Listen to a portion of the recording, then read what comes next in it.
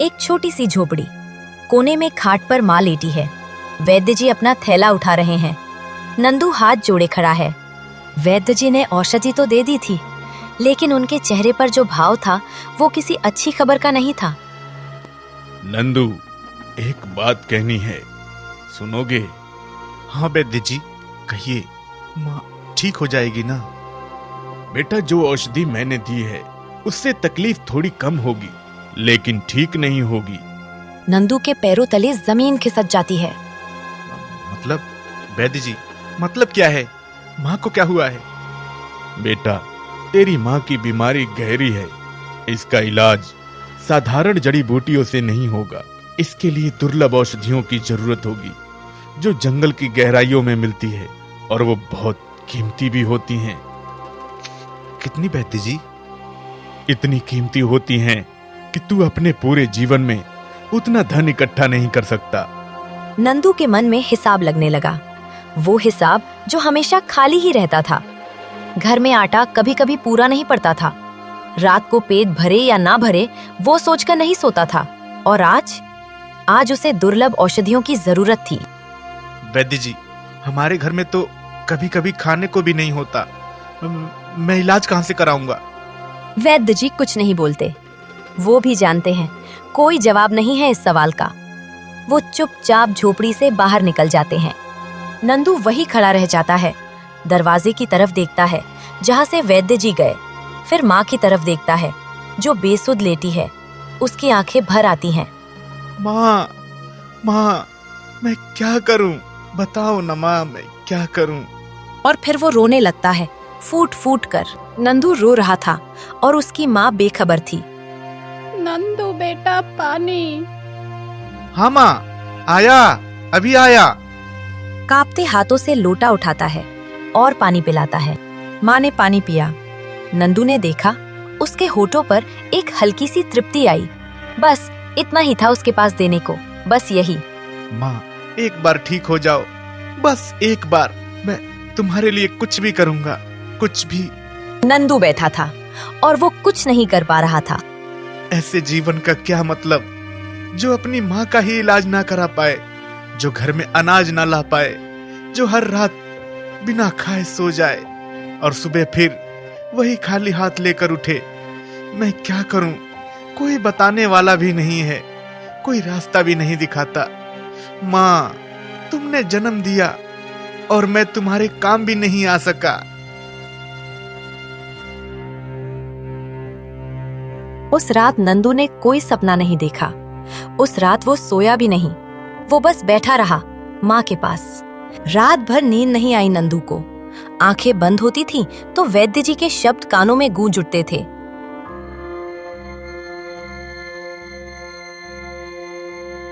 नंदू ने अपनी धोती कसी, हाथ में कुल्हाड़ी उठाई और चल दिया जंगल की तरफ। जंगल में सुबह का सन्नाटा था, लेकिन नंदू के मन में शोर था। हर कदम पर एक ही सवाल, माँ को कैसे बचाऊं? उसने कुल्हाड़ी उठाई और काम शुरू किया। जब गट्ठर तैयार हुआ तो उसने उसे सिर पर उठाया। भारी था, बहुत भारी, लेकिन नंदू के कंधे उससे भी भारी बोझ उठाए हुए थे। बाजार में रौनक थी, लोग आते जाते थे, दुकानें सजी थी और सबसे बड़ी, सबसे चमकदार दुकान थी सेठ धनीचंद की। एक तांबे का सिक्का। सेठ जी, थोड़ा और दे दीजिए, मेरी माँ बीमार है। वैद्य जी ने कहा है दुर्लभ जड़ी बूटियां चाहिए, बिना इलाज के मेरी माँ।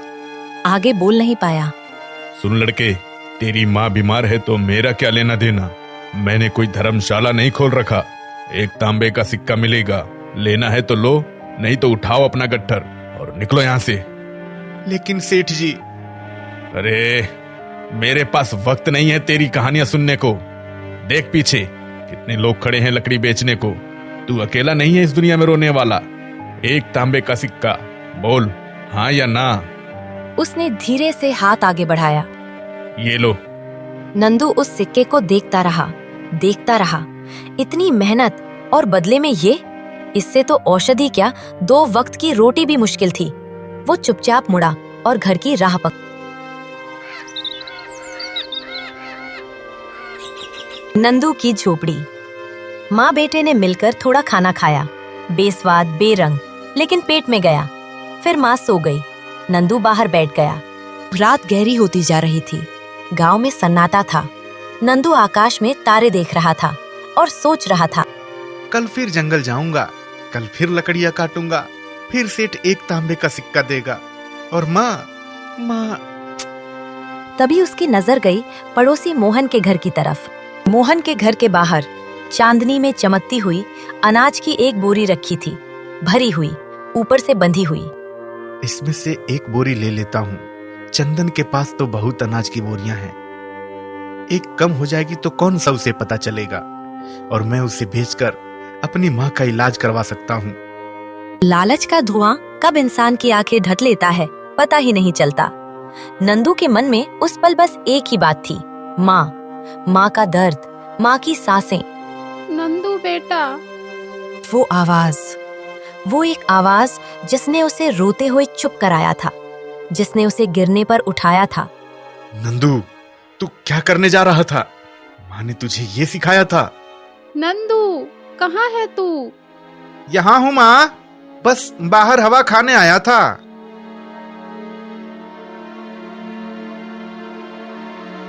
हर सुबह एक ही सिलसिला था नंदू का, उठो, जंगल जाओ, लकड़ियां काटो।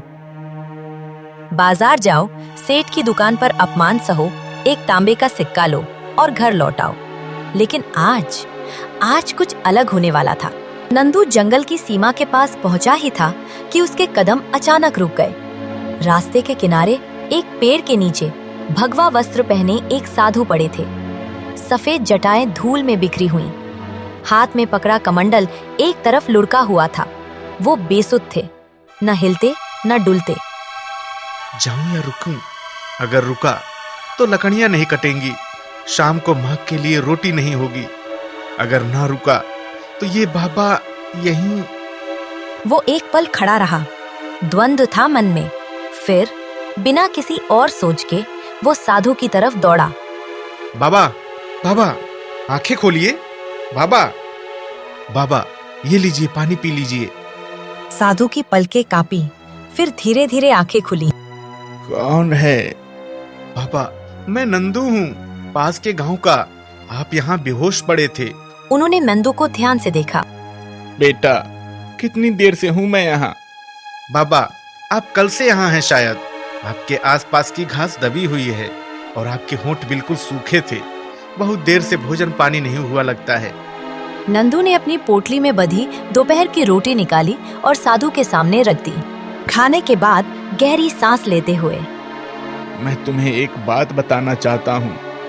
जी बाबा। इस जंगल में एक जादुई हिरन रहता है, नीलमणि। ये पूरा जंगल उसी का है। हर पेड़, हर पत्ता, हर सांस उसी की अनुमति से है यहाँ। लेकिन उसके 3 नियम हैं। सुनना चाहोगे? हाँ बाबा, सुनाइए। पहला नियम, नीलमणि केवल उन्हीं को दर्शन देता है जिनके मन में कोई लालच ना हो, जो किसी के हक पर नजर ना डाले, जिसका मन दर्पण की तरह साफ हो। नंदू ने कुछ नहीं बोला, बस सुनता रहा। दूसरा नियम, नीलमणि एक बार में केवल एक ही मांग पूरी करता है, उससे ज्यादा नहीं। और जो लालच में आकर 2 मांगे या बार बार आए, उसे श्राप मिलता है, जो सिर्फ उसे नहीं, उसकी आने वाली पीढ़ियों को भी भुगतना पड़ता है। और तीसरा नियम, जो सबसे बड़ा है। क्या बाबा? नीलमणि अपनी मर्जी से इच्छा पूरी करता है, तुम्हारी मर्जी से नहीं। तुम जंगल में जाकर खड़े हो जाओ और मांगो मत, उसे स्वयं पता चल जाता है कि तुम्हें क्या जरूरत है। नंदू कुछ देर तक चुप रहा, फिर धीरे से बोला, बाबा, मैं क्या करूं? मेरी माँ की तबीयत बहुत खराब है, हमेशा बीमार रहती है। इलाज के लिए धन नहीं है, औषधि नहीं है। बस माँ ठीक हो जाए तो मुझे और कुछ नहीं चाहिए। तो बेटा, तुम कुछ मत करो। मतलब बाबा? बस जंगल में नीले हिरन का इंतजार करो। जैसा आप कहें बाबा। साधु उठे और जंगल की गहराई की तरफ चल दिए। नंदू वही खड़ा था। उसके पास में कुल्हाड़ी थी, लेकिन अब उसे लकड़ियां नहीं काटनी थी। उस शाम नंदू घर नहीं गया। अचानक पत्तों में हलचल हुई। एक रोशनी, नीली, गहरी, जैसे आसमान का एक टुकड़ा जमीन पर उतर आया हो। पहले वो रोशनी दूर थी, फिर करीब आई। नंदू ने ऐसा कुछ न कभी देखा था, न सुना था। वो हिरन था, लेकिन हिरन से कहीं ज्यादा कुछ था। नीलमणि, मुझे नहीं पता कि मैं तुमसे बात करने के लायक भी हूं या नहीं। मेरी माँ है, वो बहुत बीमार है, बहुत बीमार। वैद्य जी ने कह दिया है साधारण दवाओं से इलाज नहीं होगा, दुर्लभ जड़ी बूटियां चाहिए। और मेरे पास तो खाने के लिए भी पूरा नहीं हो पाता। अगर वो चली गई तो मैं किसके सहारे जीऊंगा। और तब नीलमणि से एक चमक उठी, धीरे धीरे, जैसे किसी दिए की लौ जागती है। इसे केवल एक बार प्रयोग करना और दोबारा मांगने मत आना।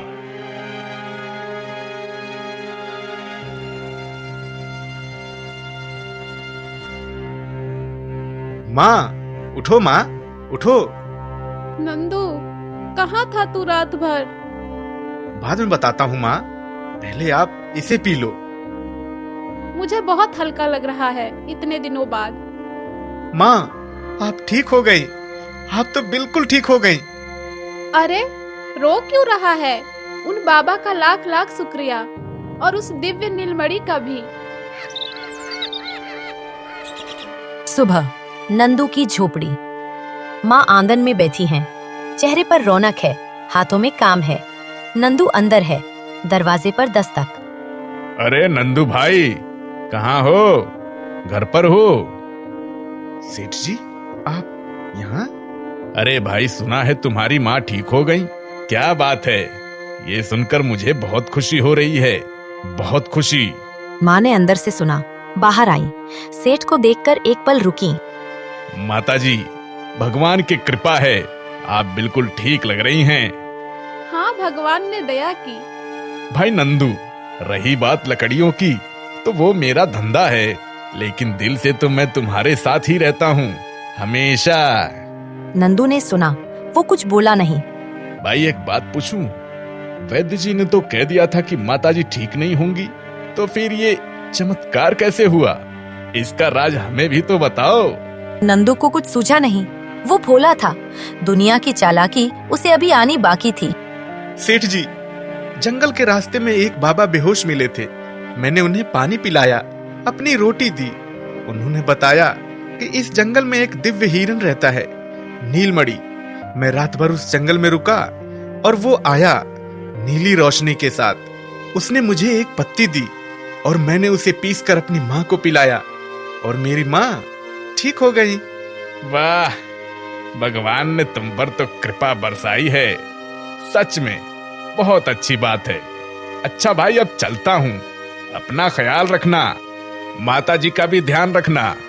सेठ धनीचंद चले गए और नंदू दरवाजे पर खड़ा देखता रहा।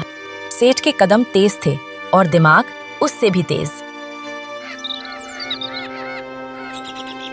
नीलमणि, दिव्य हिरण इच्छाएं पूरी करता है। अरे, तो मुझे तो मिलना ही पड़ेगा उससे। ढेर सारा धन मांगूंगा, इतना मांगूंगा कि मेरी 7 पीढ़ियां बैठ कर खाएं। और अगर धन नहीं मिला तो क्या हुआ? उस हिरन को पकड़ के महाराज को भेंट कर दूंगा। महाराज इतने प्रसन्न होंगे कि कम से कम 5 से 10 गांव तो मुझे मिल ही जाएंगे। हाँ, यही ठीक रहेगा। सेठ के चेहरे पर वो मुस्कान और गहरी हो गई, वो मुस्कान जो किसी के भले की नहीं थी। अगली सुबह सेठ ने अपने 2 विश्वास पात्र आदमियों को बुलाया, रामू और भोला, दोनों उतने ही कुटिल जितना उनका मालिक। सुनो, जंगल जाओ और जाल बिछाओ। नीले रंग के हिरन को पकड़ना है। नीलमणि किसी भी हालत में पकड़ा जाना चाहिए, समझे?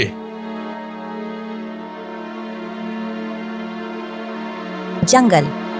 रामू और भोला जाल बिछाते हैं, घंटों इंतजार करते हैं। सन्नाटा, कोई हलचल नहीं, कोई हिरन नहीं। जंगल जैसे जानता हो कि ये किस लिए आए हैं। शाम को दोनों खाली हाथ लौटे। कुछ नहीं मिला? सेठ जी, पूरा जंगल छान मारा, कोई नीला हिरन नहीं दिखा। ठीक है, अगर हिरन ऐसे नहीं मिला तो दूसरा रास्ता निकालना होगा। अगले दिन राजमहल का दरबार कक्ष। सेठ धनीचंद राजा के मंत्री के सामने बैठे हैं। मंत्री जी, एक बात कहनी थी, जरूरी बात। कहो। इस राज्य के जंगल में एक दिव्य हिरन नीलमणि है, ऐसा हिरन जो हर इच्छा पूरी कर सकता है। अगर वो हमें मिल जाए तो हमारे पास इतना धन होगा, इतनी शक्ति होगी कि राज्य का नक्शा बदल जाएगा। और तुम क्या चाहते हो मुझसे? मंत्री जी, गांव में एक लड़का है नंदू, उसे पता है नीलमणि को कैसे बुलाएं, लेकिन वो बताएगा नहीं जब तक उसे मजबूर ना किया जाए। तो उसे मजबूर कैसे करोगे? मंत्री जी, आप बस एक काम करिए, नंदू के खिलाफ एक पत्र जारी करिए कि वो मुजरिम है, राज्य के विरुद्ध है। जब वो डरेगा तो हम उस पर दबाव बनाएंगे, नीलमणि को बुलवाएंगे। और नंदू को कैसे मजबूर करोगे, ये तो बताया नहीं। उसकी चिंता आप मत करिए मंत्री जी, वो रास्ता मैंने सोच रखा है। दरबार के उस कमरे में दो लालची इंसान बैठे थे। एक के पास धन था, एक के पास सत्ता थी। शाम तक सब ठीक था। माँ ने चाय बनाई थी, नंदू बाहर बैठा था, आसमान देख रहा था, मन में सुकून था। तभी दूर से एक आवाज आई, भागती हुई, हाफती हुई। किशन की पत्नी सुमित्रा दौड़ती हुई आ रही है, आंखों में घबराहट है। नंदू भैया, कहाँ हो? जल्दी आओ। भाभी, क्या हुआ? सब ठीक तो है? भैया, मेरा मोहन, मेरा बेटा नहीं मिल रहा। सुबह से ढूंढ रही हूँ, कहीं नहीं है, पता नहीं कहाँ चला गया।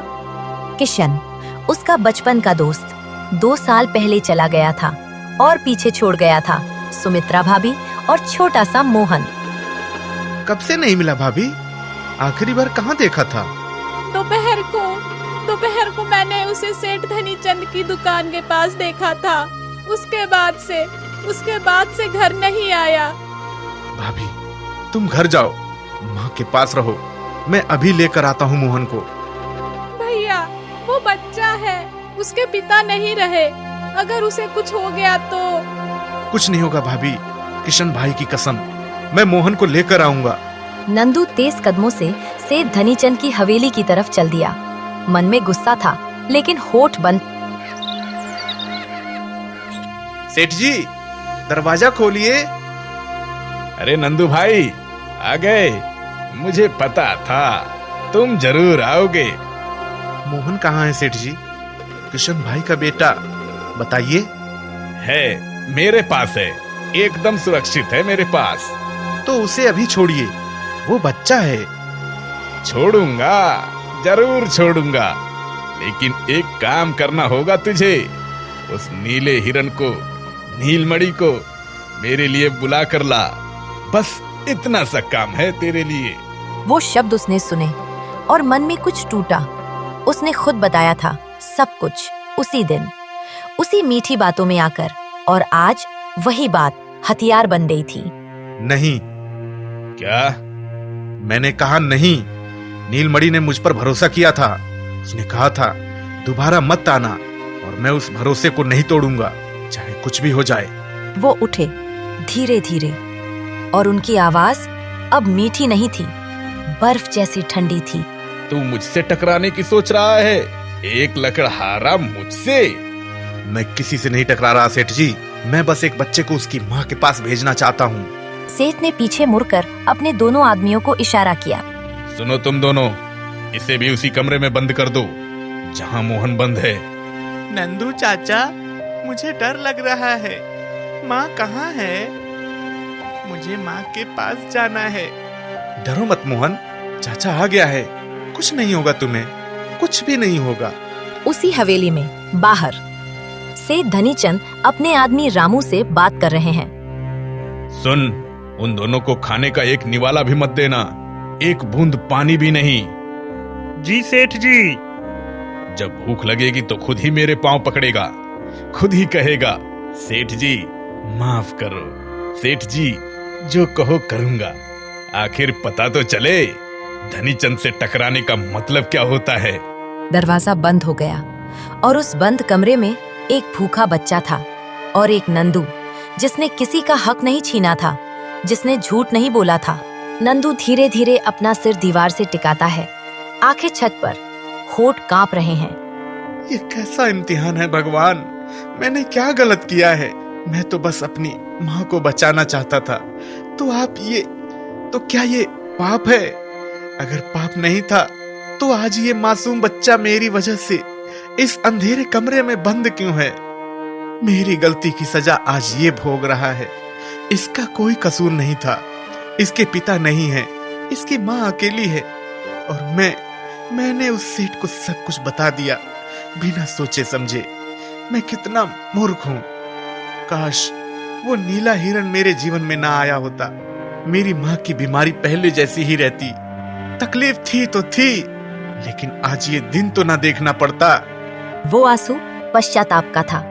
वो आंसू एक सीधे सच्चे इंसान का था जो दूसरों की तकलीफ अपने कंधों पर उठा लेता है। उसी समय सेठ धनीचंद को अब इंतजार नहीं हो रहा था। नंदू बंद था। ठीक है, भूख लगेगी, मानेगा, लेकिन कब? 1 दिन, 2 दिन? सेठ को इतना सब्र कहाँ था। रामू, जंगल चलो। जी जंगल? लेकिन सेठ जी, नंदू ने तो मना कर दिया। नंदू की बात मत करो, मैं खुद चलूंगा। अगर वो हिरन नंदू को दिखा तो मुझे क्यों नहीं दिखेगा? मैं भी इंसान हूँ, चाहता हूँ खुद बुला लूंगा उसे। सेठ जंगल में घुस गए।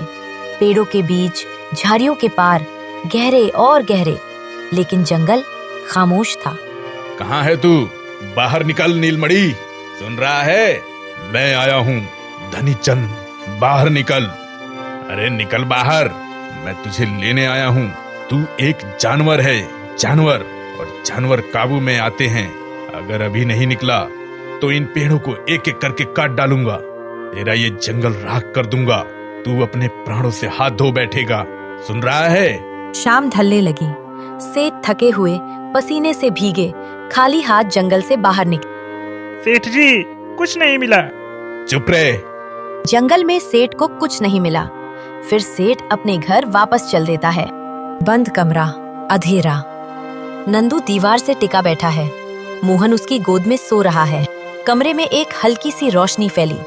नंदू ने देखा। बाबा, आप यहाँ? लेकिन दरवाजा तो बंद है। आप यहाँ कैसे आए? बाबा मुस्कुराए, वही शांत मुस्कान, और बैठ गए नंदू के सामने। बेटा, मेरे पास दिव्य शक्तियां हैं। दरवाजे और दीवारें मुझे रोक नहीं सकती। बाबा, मैं समझ नहीं पा रहा। हमने किसी का क्या बिगाड़ा है? ये सब हमारे साथ ही ऐसा क्यों हो रहा है? नंदू, अब सच बताने का वक्त आ गया है। कौन सा सच बाबा? पहले तुम मेरा सच जानो। नंदू, मैं कोई आम साधु नहीं हूँ। तुम मुझे जो समझ रहे हो, मैं वो बिल्कुल भी नहीं हूँ। आज से सैकड़ों वर्ष पहले मैं इसी गांव में रहता था। एक साधारण इंसान की तरह अच्छा जीवन यापन करता था। परिवार था, लोग थे। लेकिन एक दिन इस गांव पर एक बड़ा संकट आया। सूखा पड़ा, फसलें जली, भूख फैली। चारों तरफ बस रोना और तड़पना हो रहा था। तब मैंने सुना नीलमणि के बारे में बुजुर्गों से। तो मैं जंगल गया, रात के वक्त अकेला, और मैंने केवल गांव के लिए मांगा। गांव तो बच गया, लोग खुश थे, मैं खुश था। फिर सोचा, नीलमणि एक बार मिला है तो क्या एक और बार नहीं मिल सकता? मैं फिर जंगल में गया, नीलमणि को बुलाने लगा, और वो नीलमणि फिर वापस आया। भैरव, तूने एक बार सच्चाई से मांगा तो मैंने दिया, लेकिन अब तू लालच के बोझ में दब चुका है। जो दोबारा लालच में आए उसे श्राप मिलता है। भैरव, तू तब तक इस जंगल में भटकेगा, तब तक इस जंगल को छोड़ नहीं सकता, जब तक इस जंगल को एक सच्चा रक्षक नहीं मिल जाता। और तब से मैं भटक रहा हूँ बेटा, इसी जंगल में, इसी गांव के आसपास। न मर सकता हूँ, न जी सकता हूँ। बाबा, आप कह रहे हैं कि? हाँ नंदू, नीलमणि ने अगला रक्षक तुम्हें चुना है। तुम वो इंसान हो जिसका मुझे सैकड़ों साल से इंतजार था। बाबा, मैं कोई खास नहीं हूँ। मैं तो बस एक गरीब लकड़हारा हूँ जिसके पास कुछ भी नहीं है। बाबा मुस्कुराए। इस बार वो मुस्कान और गहरी थी। बेटा, रक्षक वो नहीं होता जो कभी डगमगाया ना हो। नंदू, सैकड़ों साल से मैं इंतजार कर रहा हूँ, और अब ये तुम्हारी ही परीक्षा है। मैं इतनी मदद कर सकता हूँ कि तुम्हें इस कमरे से आजाद कर सकता हूँ, लेकिन आगे का सफर तुम्हें खुद चुनना होगा। सेठ धनीचंद का पर्दाफाश तुम्हारे हाथों होना है, मेरे नहीं। ठीक है बाबा। नंदू राजमहल की तरफ गया। राजमहल का दरबार भव्य, ऊंचे खंभे, महाराज सिंहासन पर, दरबारी दोनों तरफ, और एक तरफ सेठ धनीचंद मुस्कुराते हुए इत्मीनान से खड़े। पकड़ लो इस नंदू को। महाराज, मेरी गलती क्या है? तुम्हारी गलती, और वो भी मुझे बतानी पड़ेगी। तुम एक गुनहगार हो और तुम्हारी सजा है उम्र कैद। लेकिन महाराज, मैंने किया क्या है?